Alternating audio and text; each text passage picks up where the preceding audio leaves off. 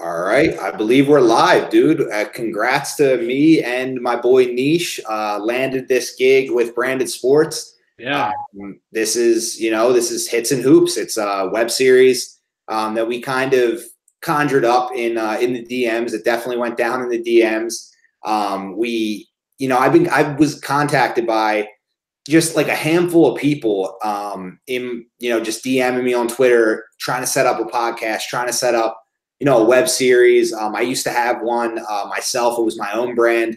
And it wasn't until I talked to Nick, big shout out to Nick for setting all this up and making it go. And honestly, Branded Sports, they just showed desire to have me kind of be like the face of this web series. And it made me feel really confident and good about, the opportunity, because it didn't feel forced at all. It felt very authentic, and I really believed in their vision. So, Nish was one of the guys that had contacted me from Eagles Twitter about maybe getting on a podcast together or starting a web series. So I had to bring him on, and he's the counterpart to me here in the show, and it's good because we see a lot of things eye to eye, but we have different mindsets with different things. So I think you're going to see that a lot. We don't clash in a debating way so much, but we both have different opinions on things.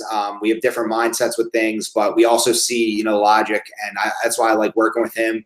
I'm a big Eagles fan, Philly sports fan. So little background on Branded Sports. They kind of are a blog that hosts a lot of different, a variety of writers and content creators from all different kinds of paths and backgrounds. And it's not all Philadelphia, but Nick, he knows, he's one of the Philly guys in the brand, and he knows me from Eagles Twitter, as well as Nish from Eagles Twitter, and we kind of specialize in Philly sports, but we can cover everything from NBA to NFL. Other things, the MLB, NHL, we might touch on those things a little bit if there's, hot topics. We'll get to that later in the show here, but overall, it's NFL, NBA. That's our specialty, and it will be Philly focused. But like Branded Sports, we will try to give news around the leagues as well, not just to keep it all Philly, so it can be an interactive experience for everybody watching. So it's really exciting for us to be able to come on every Thursday and do Hits and Hoops, and we're going to bring guests on. We're going to have people hop on and join us, and hopefully get some interaction from social media, from the fans, from Eagles fans, all team fans, anyone's welcome. So it's just going to be a really fun show. And, being wrong isn't something I'm worried about at all, because I will give a lot of bad takes on this show. So you got to just tune in and, find my old tweets about Christian McCaffrey, about Baker Mayfield. You can, just kill me on them, because I'm going to say a lot of things and a lot of them are going to be wrong. And it just, at the end of the day, it's fun. And that's what me and Nish got together and talked about. And that's kind of what we landed on, is let's just have fun with it. So I'm going to, I rant a little bit, but I'm going to let him take over and tell you guys a little bit about himself, his background with sports and Eagles and being a fan and all that. So Nish, take it away. So if anybody who's watching the live stream doesn't know who I am, I'm Nish. So I used to live in Philadelphia for 9 years. I started becoming a big Eagles fan when they did that championship run with McNabb and Reed. And, ever since I moved to Seattle and now I'm living in California, I'm all-time Eagle fan. Like you said, like the NBA, I follow that. That's another major sports league that I follow. So yeah, that's pretty much, like you said, I don't care what people think about what I say. I'm not here trying to turn it to the next Skip Bayless or Stephen A. Smith or all these other guys trying to get clicks on hot stuff that I say. That's not why I'm here, and that's not why I'm doing it. So yeah, absolutely. See, we're just trying to have fun. We're both on the same page with that, and that's, at the end of the day, that's what it's all about to us, is having fun. Not giving crazy takes saying we're experts or anything like that, but I'll debate. I'll go to war with anybody debating. Talking sports, but it's all, at the end of the day, it's all fun. So that's kind of what we're trying to accomplish. And yeah, I mean, we're both. That's another thing that we have in common, as Nish actually mentioned, is we both kind of grew up in the same era of Eagles football. We started to understand, comprehend sports around the same age, right? So who was our quarterback growing up? It was Donovan McNabb. Brian Westbrook, the T.O. saga, Brian Dawkins, was my hero growing up. And that's just the era we kind of came into as fans. And, since then, imagine it. You go from that to a couple bad years with Chip Kelly and the end of the Andy Reid era, going to the Doug Peterson era and win a Super Bowl. So we're the most blessed Eagles fans in this generation, really. And that's why it's fun, to be a fan. And, that's why it's fun for us on Twitter and social media, because we kind of have the current bragging rights, unlike the Dallas Cowboys, who, constantly tell us about 5 rings, but none of those guys ever really, grew up watching that. We were all way too young to even remember those years of our lives. So thank God, because I would have been in torture seeing them, have their dynasty and whatnot. But, Sure. if you know me on Twitter, I'm all a Cowboys fans next. And, the division's tough, though. And I think Nish would agree, if we want to get right into some Eagles talk, first episode, we kind of got the intros out of the way and we're ready to roll. So, it's put it this way. The division is up for grabs every year in this division. And the NFC East is so unpredictable. I mean, there hasn't been a repeat winner since 03-04 when the Eagles did it. That was, the year they had gotten T.O. They won it the year before that, and then they got T.O. and they won it again. And then that was the last time that the division had a repeat winner. So Dallas won it last year. They have the bragging rights, for just last season.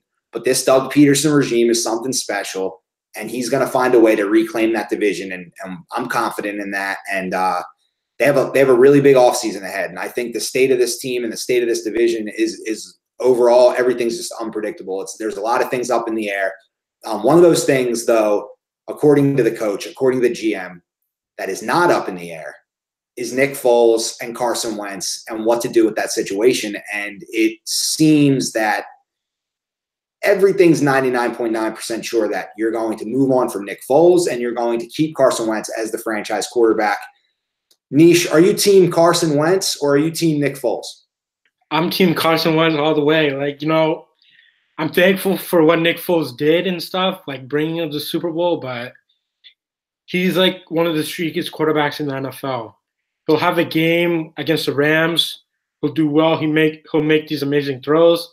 But against both the Bears and the Saints game, he didn't play well at all, and it's kind of a reason why we lost as the Saints. So yeah, I totally agree with that. He's hit the nail on the head. Inconsistent, streaky quarterback. He's about to be in his 8th season, and that's what he's been his whole career. You can find small little pockets of where that's true and where it holds up. And right there, what he said. Great game against the Rams. Great game against the Texans. Poor game against the Bears. Now, everyone said, okay, that's a really tough defense. The Bears on the road, that's a hostile environment. It's a tough defense. It's a hungry team. The Eagles got it done because their poise pulled it out at the end. And Nick Foles, no doubt about it, has ice in his veins. The Saints, you go into that game and you see another poor performance. Nick Foles was off. And I'm not sitting here saying that Carson Wentz is going to be perfect or great every game and not be streaky himself, because quarterbacks, they tend to be streaky. But in this situation, I think you go with the younger guy that you invested a lot in and that has a higher ceiling going forward as your franchise leader and as the face of the franchise. And, we kind of started this series late, but that whole, article and the buzz of that is all over. But an interesting article came out about Carson Wentz and how he carried himself. And like the leader that, we know him to be, or at least we thought we knew him to be, maybe he proved that in his answer to it. And he said, the first thing I did was look at myself. And that's the kind of guy that I want leading my football team. Not one to make excuses or say things are, not as they seem or whatever. He's just, going to say, look, I'm going to look at myself and I'm going to see how I could do things better and be a better person. And honestly, that showed me everything I needed to know with that. So I think that, me and Nish are both on the same page here. It's Wentz. Nothing against Nick Foles. Love him for getting hot and doing what he did for us a couple times in his career. It showed me some really fun times as an Eagles fan, but it's Carson Wentz. He's the guy, and moving forward, that's where we're at. So, with that, there comes something else. And, the passing game is all good, but me and Nish know, and a lot of Eagles fans know, that the run game is a quarterback's best friend. And you see how well Dak Prescott plays. You see how well the Giants would be playing if they had a quarterback that could do anything, with Barkley back there. And then you see when, the Redskins ran the ball well early in the year and they had Alex Smith, and how well, Adrian Peterson, it was an old Adrian Peterson, and he even gave him a lift. So the fact that the Eagles don't have that top running back, it really hurts us. And the Redskins now are going to insert Darius Geis into their lineup, who they drafted in the second round last year, tore his ACL, but big things expected from him. So it seems like everybody in the division is building a stellar run game, and the Eagles have a potentially lethal pass game with no run game. What needs to be done, Nish? I mean, what needs to be done to rebuild this run game? Where does it start? Where does it end? I think it started all back in 2017 when Howie traded for Jay Ajayi. Like, we had LeGarrette Blount, we had Corey Clement, we had Wendell Smallwood. Those guys are okay, but we needed like a slasher, a guy who could run on the field, run through people. At that point in time, Jay Ajayi was, he's the right answer for that. But I think we need a new running back, because against the Vikings, Jay Ajayi, he tore his ACL. So I don't think you can depend on him. Like, maybe it might be cost a little bit too much, but going after Le'Veon Bell, maybe even a Tevin Coleman or a Jordan Howard, guys who can, get 100 yards a game easily. We need somebody like that to take the pressure off Carson Wentz. Because I think if Doug Peterson keeps on asking Carson Wentz to throw the ball 40 times a game, we're not going to win another Super Bowl, because we need balance. And that's pretty much what it comes down to. We need a running back. Absolutely. I think he hit the nail on the head with balance. I think balance is the key. And you see a lot of people talk about it on Twitter. Again, follow us on Twitter. I'm Tom Stakes. He's Big Niche 20, I believe, right? Big Niche 20. Yeah.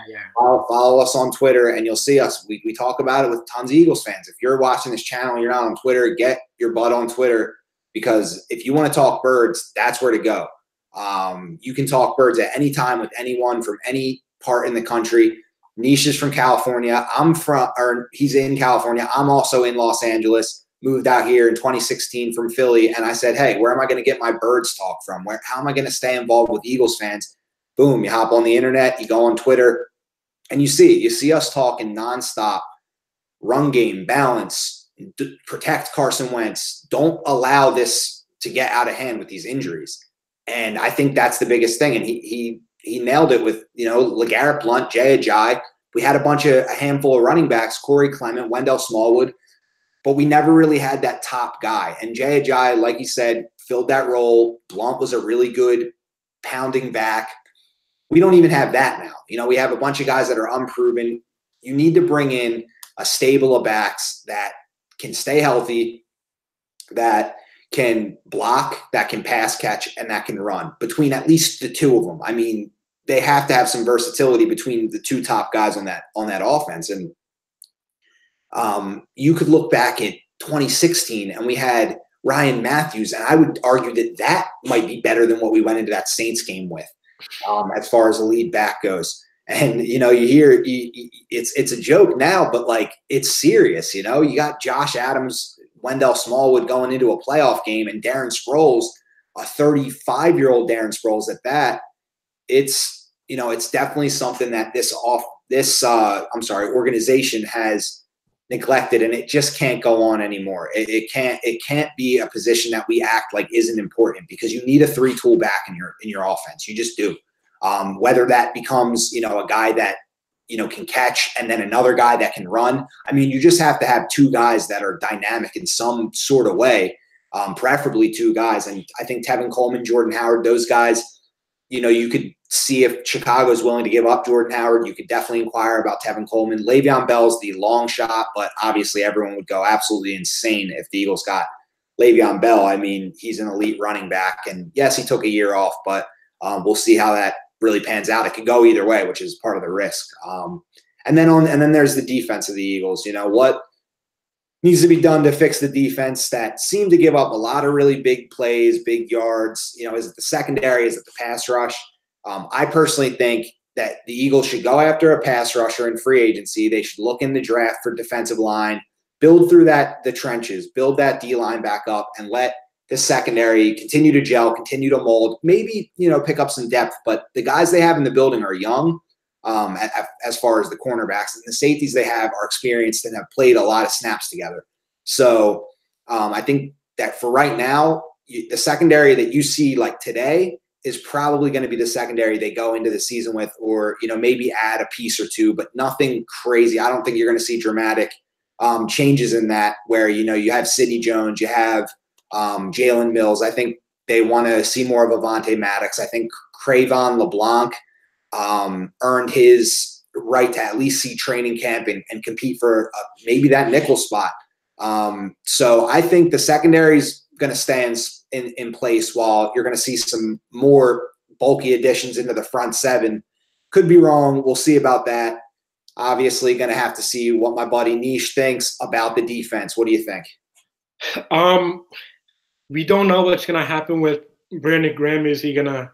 I know he's test free agency, but I don't know if we're going to give him a contract, or I don't know. Then you have Chris Long. He might re-sign with us. He might retire. And yeah, we need like a good pass rusher, because when we're not getting pressure on the quarterback, it shows in the secondary. We've seen how many times Jalen Mills get burnt. It happens like every year, because teams know how to nullify a pass rush. All they do is they go no huddle, and that keeps the four that are on the field at the moment, they become tired and they're not able to sub. So, yep. And like you said, let's just keep the secondary as it is.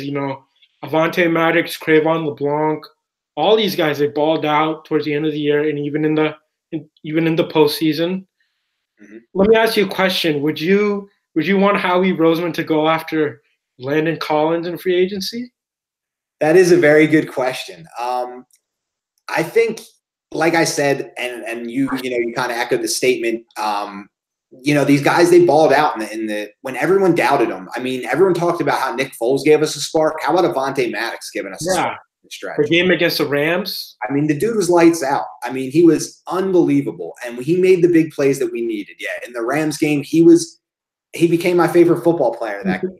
I loved him, man. I love Avonte Maddox, and I love the potential he has. He might be better suited in the nickel, who knows? But he looked like the best player on the field for our defense at times. I mean, and he was a rookie, and we picked him in the fourth round. So yeah, that they nab up some of these gems, and it happens. But as far as Landon Collins goes, of course, I love, I don't ever turn my ear up at talent. I never say, nah, man, he's not good enough. It's not about that. I just think that putting assets into other positions right now, because I think Landon is good enough to make a franchise player on your defense. He's one of those guys that you give a big extension to, and he's here for a long time. And if the Eagles wanted to go make him that, then all for it. But I think bringing back Rodney McLeod on that short deal, restructuring and keeping him around 1 year, I think that kind of says all it needs to say.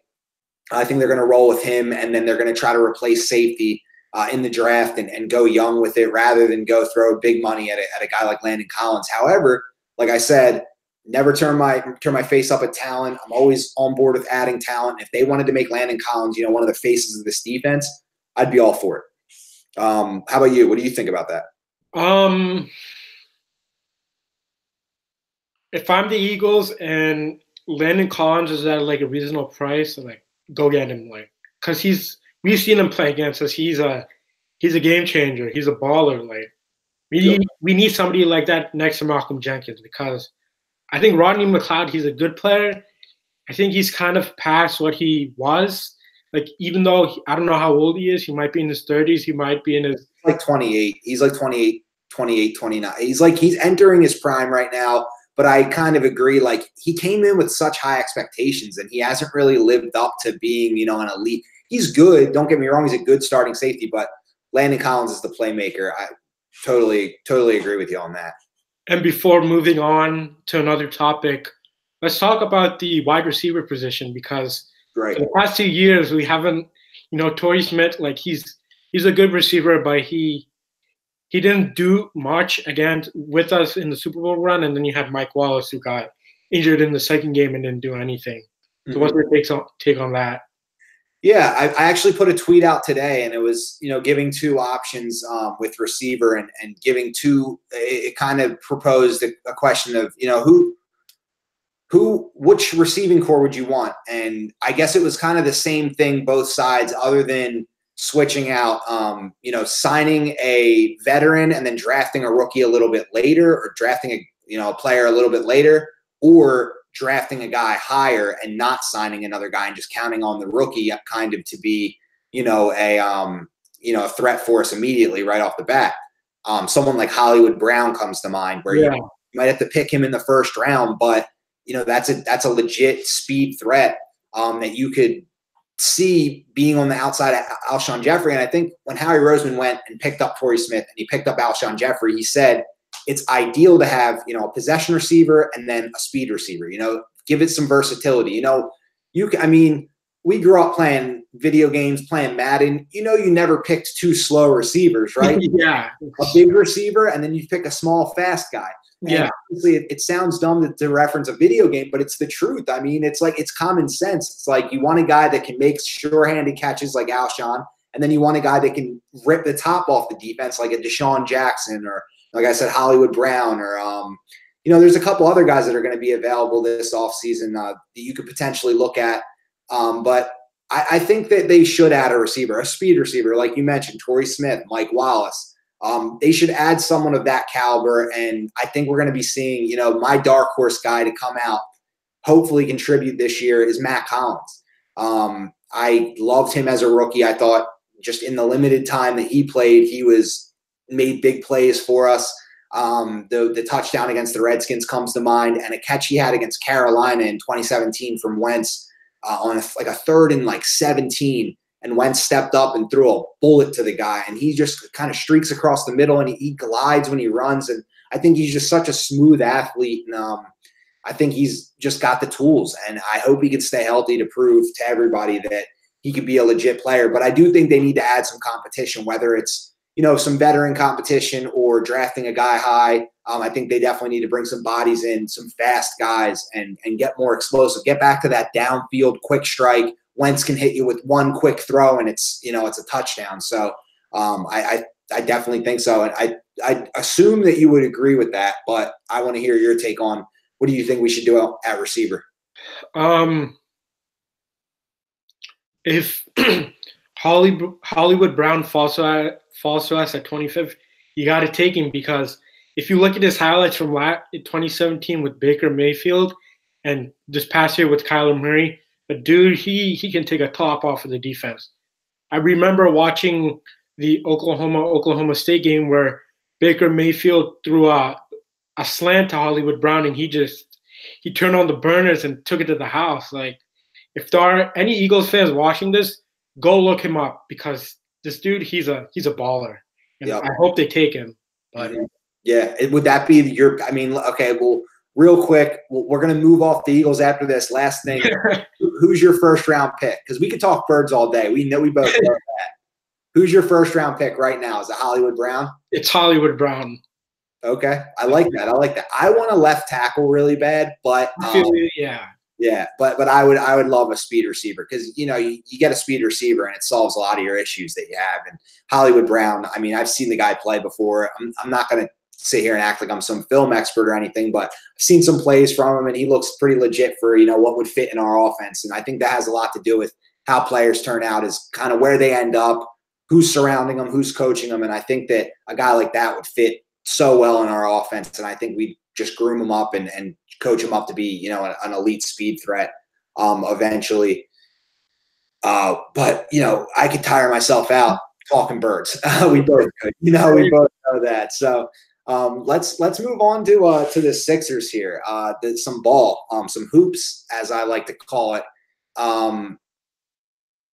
what's going on with? I mean, how great is this team right now? I mean, how great are the Philadelphia 76ers? I mean, what happened in the last 2 years that put them at this level? I mean, I'm watching the game earlier tonight, and it's like, you know, they're down. The Heat are going on a big run, and I'm like sitting there just like they have no shot. They're not going to lose this game. The Heat have no shot to win this game. And it was tight. I mean, it was tight down the stretch. But you just feel like the Sixers can pull it out. And you got Tobias Harris, J.J. Redick, Jimmy Butler, Ben Simmons. Embiid didn't even play, and you had Marjanovic pour in 20 points. I mean, come on. I mean, is there competition outside of maybe, you know, the Raptors or the Bucks for the Sixers, maybe the Celtics? But, you know, they have to be mentioned as a serious finals contender. I think once Ben Simmons came back, you know, for the 17-18 season, it changed everything because he was finally able to play. You have him with Embiid. Then Redick was there. Now you're adding Jimmy Butler. Like, I think the only thing that is in their way is beating the Celtics because they lost. They should have beat them last year in the playoffs. They lost in 5 games. And this year they've lost the past 3. So they need to beat them in the last regular season matchup to, you know, gain that confidence. But the Bucks, they have Giannis, the Greek Freak, and then up in Toronto you have Kawhi Leonard. So once LeBron left, the East it's up for grabs, and yep, it's really fun. It's going to be interesting to watch in the postseason. I love playoff basketball. I mean, especially when, like you said, when it's not like determined. Like, it's not like, okay, we're going to go LeBron and the Warriors again, you know, like when LeBron left. Exactly. Like LeBron left, and it's just opened like the floodgates for these teams. I mean, the Greek Freak, I mean, obviously he was going to get good, but I think LeBron leaving put that dude at another level. Like, he thinks I'm LeBron now. Yeah. The Greek Freak is going crazy this year. He's probably the MVP of the league. The Raptors getting Kawhi was huge. I mean, it's pretty much saved them. And then that's I think it's Siakam. I always forget how to pronounce his name, but the dude can play. And then they have, you know, some veteran pieces other than that, such as Kyle Lowry. They just picked up Marc Gasol, so that's a good team. Celtics, they give the Sixers issues. And then the Sixers. And then the Pacers, if they didn't lose Oladipo, you got 5 teams competing for the go to the finals pretty much.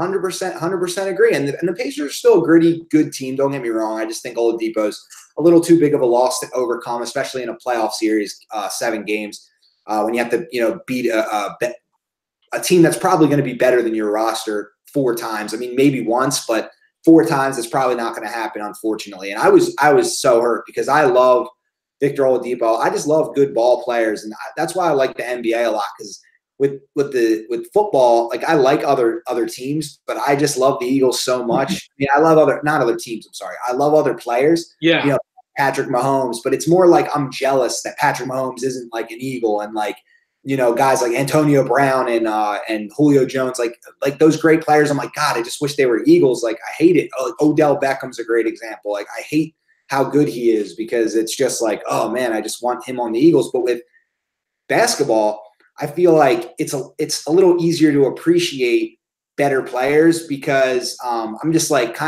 well, it's relieving that the Sixers are even a contender at all. So it's like kind of easy. And the Sixers were bad for so long that, and I'm not just talking about the process, I'm talking about before that when they had Drew Holiday and all those guys. And I mean, they were just like a mediocre team for so long after Allen Iverson that I just kind of got used to like rooting for other players and wanting to see other guys succeed. So I love watching playoff basketball because you get to see all the best players right on your TV every single night. Greek Freak, Jason Tatum, Kyrie Irving, help me out here. Why am I blanking? D'Angelo Russell's having a good year. The Nets they're in pretty good position to make the playoffs. The Nets, the Nets are good. I mean, the Nets are the 6th seed right now. Yeah. So they play. They end up playing Indiana right now, but the top of the East is so tight that those seeds are going to switch. Like the Sixers could be the 2 seed by next week. So it's crazy, going from where the Sixers were and this point in the season, seeing what they've come from and how they've gotten to where they're at. And I absolutely love the way the team's taken shape, but it's the East has so many stars. Like I was saying before, Kawhi, obviously, was blanking on some names, but Greek Freak, Kawhi, all the team leaders are awesome. Kyrie and Jason Tatum. Then you got obviously Embiid and Simmons in Philly with the guys they picked up this year. Then you got, like I said, D'Angelo Russell. You have even like Kemba Walker on the Hornets. They're just fun players that you love seeing like play well, succeed, have some success in their career that potentially, weren't able to look up and think, oh, maybe this is the chance that we turn the corner because LeBron's gone. And that's how great LeBron is. I can't hate on LeBron. He just owned the East for so long. Yeah. I can't wait for some good Eastern Conference playoff basketball, and there's no ill will. I want to see, whoever takes it this year, just know that, this thing's going to be up for grabs for a while. So you got to get used to it. And, just get ready for the ride, strap in, because this thing's going to be up for grabs. And player movement, Kyrie, Kawhi, who knows what their futures. I think the Sixers could lock up Tobias Harris, Jimmy Butler. And if you have Kyrie on the move and Kawhi on the move, the Sixers could really pop up as like, that team that stays together and stays intact and puts their egos aside, becomes a threat for years to come. So it's going to be a lot of fun. And then the West, it's a whole nother story. You want to talk about rooting for players in the West. You got KD, Curry, Harden, LeBron, Donovan Mitchell. A lot of Sixers fans don't like Donovan Mitchell, but he's fun. Russell Westbrook, Paul George. Yeah. A lot of stars on these teams that are awesome to root for. And it's just a good time for basketball, I think. I really do. I know a lot of people say the NBA is ruined and it's a bad product. And at times I kind of buy into that. I'm like, for sure. Screw this. But yeah, who are some of your, what are your predictions for the playoffs? Like, who do you see kind of surprising team, everybody, as a team and some players too? A team, I don't think it's a surprise, but I think right now they're out of the playoffs. I'm talking about the Lakers. I think they're going to get the 7th seed. I don't see them getting to the 6th-seeder. I see them beating the Nuggets if the Nuggets stay at the 2nd seed. Wow, that's a bold prediction. It's pretty bold. It's like, I like that. I think they're going to make it to the 2nd round, but that's about it. Like, they have LeBron. They just have LeBron. They have nobody else. Like, Kuzma, he's really good. Like, against the Sixers, I don't know, like, he scored how many, like 20 points in the first quarter. But they need, like, another superstar. They need maybe Anthony Davis, maybe Kevin Durant, Kyrie Irving, like, somebody to pair with LeBron. So yeah, they can make a deep run, because the Lakers, they're known for what? They have 16 rings, championship banners hanging in Staples, and that's their pedigree, championships. So that's my bold prediction. What's yours? Absolutely. That's bold, and I agree with you. I think the Lakers. I think when LeBron went to the Lakers, he had in his head, he said in his mind, he said, "Okay, this is going to be. I have a couple years left in my career, and what I'm going to do is I'm going to make some. I'm going to make some ground up by going to the Lakers, and then by my 2nd and 3rd year, I'm going to attract other guys to come and play." At the least, if my first year, if I can do it, great. But if it takes, a year of playing without anybody to show, hey, come to LA. So I think, Anthony Davis, Kyrie Irving, guys like that, he'll recruit, he'll bring guys in. And I think Anthony Davis I think that's just going to happen. I think that he'll end up in LA. But my bold prediction, I'll tell you what.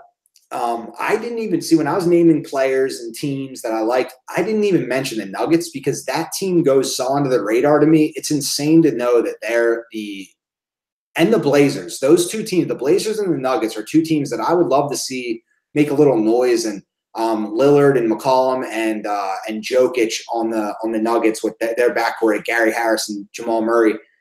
Those teams, like, they're gritty and they play basketball a way that, like, a real basketball fan would want to see. They run up and down the floor, they hustle, they make the pass, they do all the little things. They defend, they're long, they're lengthy, they're athletic. They get in the passing lanes, they protect the rim. They do all those things right, and you just want to see that pay off, because sometimes it's tiring to watch, okay, teams playing their hearts out, and then, Curry comes down and cans three in a row. And I'm a huge Curry fan, like he's my favorite player. But you want to see some of those low key teams kind of success just pay off for them. So I don't know about a bold prediction, because I like yours a lot. Honestly, I didn't even think of that LeBron could come in and take down the Nuggets. Like that would be so upsetting to me. I would hate that. But I'd say my bold prediction, I'm going to say that my bold prediction is going to be that,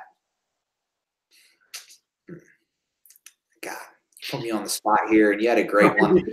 I'm just gonna say something because I know I gotta say. I'm gonna say that I'll say this: if the Nets play the Pacers in the playoffs in the first round, the Nets win that series. And maybe that's not that bold, but I'm looking at it now as the Nets as the 6th seed and the Pacers are the 3 seed. If they're 4-5 or if they're 3-6, I say the Nets as the lower seed wins that playoff series in 7 games. In 7 games, they win that playoff series on the road and go to the second round. So my bold prediction is Nets go to the second round. That's my bold prediction. I'm going with it. And with March Madness coming up, maybe some upsets happen, and then it propels some magic upset dust, and boom, the Nets end up in the second round as that team that everyone kind of writes off and never really thought would be good again. And they look pretty good. And they're my sleeper team. So I want to see the Nets in the second round this year. Maybe it's not that bold, like I said, but that's all I got for right now. So, I think NBA, we're in a good spot with the NBA. It's about to get really exciting. And I think we kind of covered with the Sixers and what they're doing. So let's shift over, okay, well, let's put it in basketball terms. Let's pivot over to a new topic, and this is general sports. We're not going to cover baseball, hockey as much because I don't really. Maybe Nish watches it more, but I don't really pay much attention. But I do love my baseball news, and I do love my Philadelphia Phillies. And Bryce Harper is rumored to be. I don't know if he's the ink isn't on the paper yet, but it seems like he's going to be a Philadelphia Philly. Manny Machado signed with the Padres, and his press conference is tomorrow at 9:30 in the morning Pacific Standard because it's in Arizona. So he's going to be on 9:30 in the morning, and there's a lot of reports saying that the Bryce Harper news that he signed with the Phillies is going to drop minutes before the Manny Machado press conference to steal the spotlight away. I mean, Bryce Harper, I've never seen – even LeBron's decision wasn't marketed as well as this, and this is all power of social media. Yeah. Scott Boras is a genius of an agent, and Bryce Harper, and they're marketing this thing. It's all free press. It's like they leak something to a reporter, and Manny Machado's not going to have any views on his press conference other than Padres fans. And there's 6 of them. So what do you think about that? What do you think, Bryce? What's going to happen with Bryce? Is it smoke, or is there a fire starting and it's Bryce to Philly? What do you think? First of all, before I talk anything about Bryce Harper to the Phillies, I think most of the Phillies fans, like the 444 Philly sports fans that I follow on Twitter, they need to stop letting these guys who have check marks get under their skin, because they're going to say one thing, somebody else is going to say one thing. It's going to keep on going until he releases where he's going. It might be to the Phillies, it might be somewhere else. So just don't let those kind of people ruin your day, because don't let them do that. And when it comes to Bryce Harper, I think intense time. You gotta let Philly fans vent it all out sometimes. I know, but after a point, it kind of gets, when I'm scrolling through my Twitter feed, I'm seeing these people are calling these guys, I'm not gonna say it on right now, but names and stuff, and I'm like, guys, it's gonna happen. Just wait, be patient. He's not gonna release it on your time. He's gonna release it when it's good for him, his family, and the business of making money. Mm-hmm. So I think he's gonna end up signing with the Phillies, and yeah, if he drops some news that he's going to sign with the Phillies tomorrow, right before Manny Machado's press conference, that's savage. I love, that's I don't know if you think of it like this, but I think it's like disrespectful doing that. Oh yeah, no, it is, and that's Yeah. the dirty. It's a dirty game. Marketing is a dirty game. You're always trying to steal somebody's shine. You're always trying to pull the spotlight away from somebody else because the more you do that, the more it's on you. So no, that's a savage move if he drops the news right before Manny Machado's press conference and he's coming to Philly, and we would break the internet because everyone's so built up about it. It's like Yeah.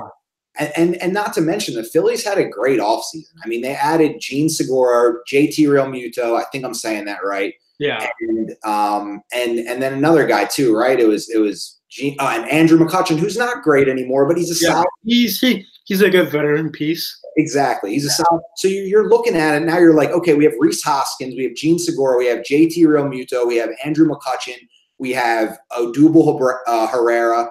And then you add Bryce Harper to that, and you're like, that immediately, you're just like, who cares if we're paying him? I'll pay him $600 million. Adding him to that lineup is invaluable. You have a stacked lineup, and that's a playoff team easily. I mean, I think that no question that's a playoff team. It's not like baseball as much of like a sport where you have to gel. I mean, yeah, there's chemistry involved, but it's like, it's out of every major sport, it's probably the most individually tracked thing there is, because batting is like you're up there just facing the pitcher and that's kind of it.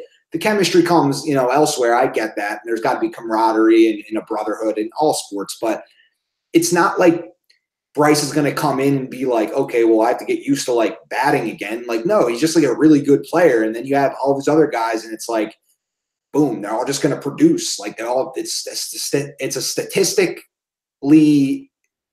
a statistics driven sport, an individual tracking kind of sport, and they're all going to produce. And then if they can get the hang of things in the field and just kind of build that brotherhood, that camaraderie, it seems like all Philly teams have been building that so beautifully lately. First starts with the Eagles. They win a Super Bowl. Now the Sixers, no matter who they added, like they fit perfectly. And now it's going to happen with the Phillies. They're going to get Bryce Harper and he's just going to mesh right in perfectly with all these new pieces. And Phillies are going to be back in the playoffs. And I love me some playoff baseball. I get bored in the regular season. I really do. I can't lie. I'm kind of fair weather that way. I'll have it on. Same with me, man. Yeah. I love the season. Yeah. I'll have it as background noise, but give me playoff baseball all day. Drink a brew and watch some playoff ball, man. I love that. It's intense and it's just awesome. It's a great time of year because football just starting. So you're just like, sports are in the air again, and it's like everything is so tense with everything. And then when your team's in it, it makes it that much better. So I just can't wait to see what happens. And I think even without Harper, they could be a playoff team. But with Harper, it's a no doubt about it thing to me. And they have good pitching as well. So it's not like, world beating or anything, but it's with that lineup and those players, I think it could get it done, at least to make the playoffs. But we'll see about anything further. The National League, it's a pretty tough league. You have the Cubs and all these stacked teams. So it's going to be, I think the Phillies will make the playoffs, but maybe if they need to get more pieces, they need to get starting pitching and stuff.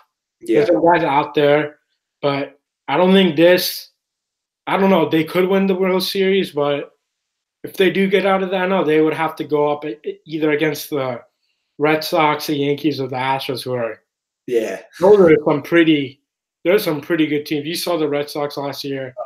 That's a nightmare. The competition, and that honestly, what's crazy is that like the Phillies could build this like stacked team, add Bryce Harper, and you're like, oh wow, we're stacked. But you look around and the competition is like crazier than it's been. Like you said, those AL opponents are all just absolute monsters. Like it's a bloodbath out there. And then in the NL, there's a lot of talent too. The Dodgers just went to 2 World Series in a row, right? And they lost.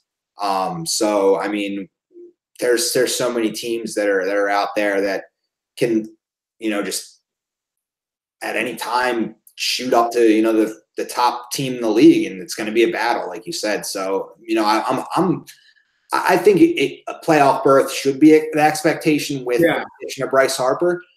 The World Series might be a little too much, but at least bring the excitement back, in Philadelphia baseball. And it hasn't get the ballpark filled up again. That's the main thing. Fill that thing up and see. We'll see what happens. What happens? Yeah, exactly what I was going to say. Yeah, I mean, is there any other sports news we could think of that, chat about? Anything that caught your eye this week, or any sort of like anything you have a certain something you want to get off your chest? Anything, we'll use the end of the show again, guys. Anyone watching, whether you're watching the recording or the live stream, this is literally the first time that we've been on this thing. I literally clicked start broadcast and we just started talking. So Yeah. I don't even know how long we've been on. Like I'm in the zone. So we're gonna just make this up as we go, kind of deal. Yeah. And we're just kind of happy that you're joining us. If there's even anyone joining us right now, which I think there might be, but a couple people here and there. But we'll see. Honestly, I hit start broadcast. I don't even know if it's working, to be honest. We might not be live. I see the live.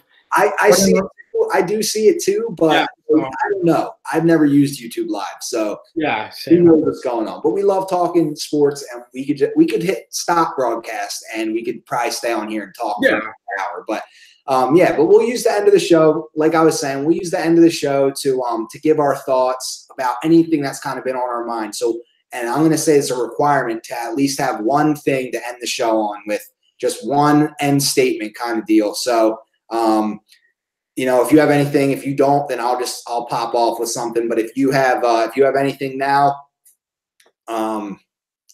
be free to say it, my brother.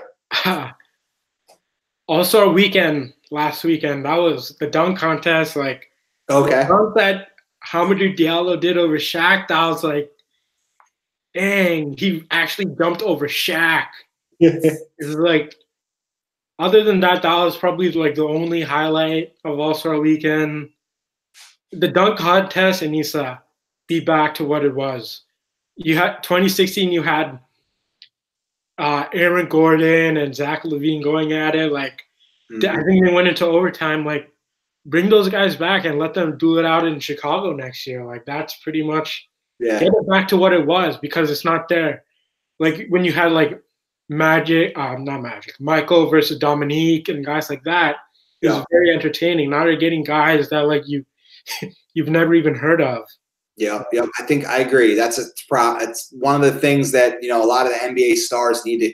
Someone just needs to come together and be like, "Yo, we just need to do this so like people stop talking about it. Like, let's just do it. Who cares who wins? Who cares like that?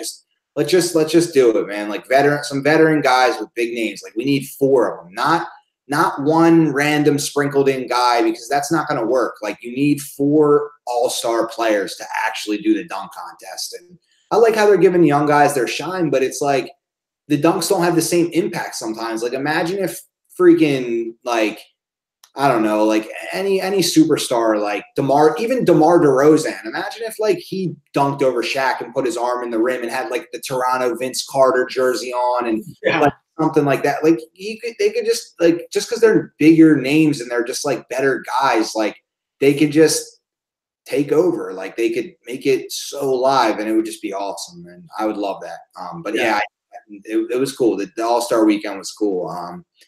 I'm going to end on, I enjoyed the 3-point contest even more than the dunk contest. That's just me.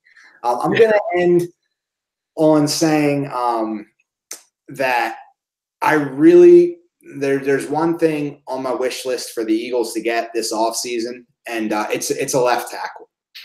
Jason Peters is making $10 million, $10.6 million, and I don't think he's worth that anymore. You cut him, you save $8 million. Yes, you get hit with $2.6 million in overhead for dead cap. But you save $8 million. So imagine Le'Veon Bell gets a deal for $13 million a year, which is freaking hefty for a running back. Yeah, we're paying Jason Peters $10.6. You're telling me I could have an elite running back for $3 million more, and I could save $8 million by getting rid of Peters? I mean, we need to get rid of Peters anyway. It's inevitable. Keeping him one more year isn't going to do us any good. He's not that great anymore, and I just feel like he's holding us back. And not only on the field, but in the cap. And I love Jason Peters. I'm never going to have a guy that, I feel is a more worthy name than Jason Peters as far as left tackles for the Eagles. I mean, other than maybe Trey Thomas for me, just because I grew up with Trey Thomas as the left tackle, the franchise left tackle. We both, remember him. But Jason Peters is the other franchise left tackle, and he's better than Trey Thomas. He's a Hall of Famer, and he absolutely deserves, the respect and all the praise. But right now, at this point, I think it best serves the Eagles to move on from him. I'm not advocating paying Le'Veon Bell the 13, 15 mil, whatever he gets on the open market. I don't know what crazy team is going to offer him some crazy contract. I'm not advocating that. I'm just making a comparison for perspective's sake. $10.6 million for Jason Peters, a guy we need to move on from. And that can, so you're telling me Tevin Coleman might cost less than $8 mil. Yeah. People, we're so pressed against the cap. Cut Jason Peters and you can pick up Tevin Coleman and probably still have a little bit of the Jason Peters savings left over. So I think we need to allocate that budget elsewhere and at the same time get better at left tackle by just maybe not instantly, but getting another guy in there to start grooming now, because the sooner the better. And that's my opinion on it.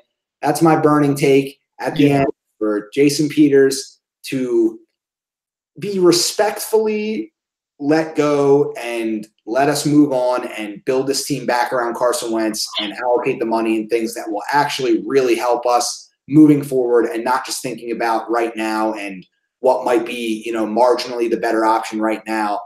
I think it's time to make a move for the future. And I think starting with Jason Peters would be a very big step for the Eagles. And that's all I got to say about that. So I'm Tom. At Tom Stakes on Twitter, Branded Sports. This was an awesome first episode, Hits and Hoops. Yep. Every Thursday, we're going to bring you everything we got. And again, we're just having fun with it. We're a couple Birds fans. Nish, you got anything, want to say your goodbye or sign off? Follow me at Big Nish 20 on Twitter. Hit me up if you guys want to, join the show. If you want to talk some Birds with us, NBA. Maybe even if the Bryce Harper thing is still going on into next week, just let us know, and you're gladly welcome on the show. Yeah, absolutely. That's perfectly put. I totally rude of me to not invite our guests, any guest watching. Literally, I don't care age, gender, anything. You could be an 80-year-old man from Mount Everest living in a shack. If you're watching this right now and you want to get on and give your sports takes, I'm all for it. I'm totally all for it, and I want people to be coming in and giving their takes and hanging out. You just saw it. It was a fun show. We just chatted it up about the Birds. It was casual. It was simple. No tempers flared. I didn't have to climb through the screen and beat Nish up. And I might end up eventually crawling through the screen and beating someone down for their takes. No, but seriously. It was awesome. And anyone who joined, thank you. Anyone who's going to watch the recording, thank you. Branded Sports, thank you for letting us on, doing our thing. And, we're both grateful for that, giving us the platform. And hit us up on Twitter. Get us some topics. Get us talking about something, because we'll find stuff to talk about. If you don't tell us what to talk about, we'll find stuff. So it's better off you just telling us so you can kind of get the content you want and hear us talk about what you want. So, signing off. I guess until next Thursday. Hopefully next Thursday we can talk about the potential of Bryce Harper on the Philadelphia Phillies, but we'll see about that. So, well, I guess this is the end. So I'll see you guys later, and thanks for guys. See you next week. Yep. Thanks for tuning in.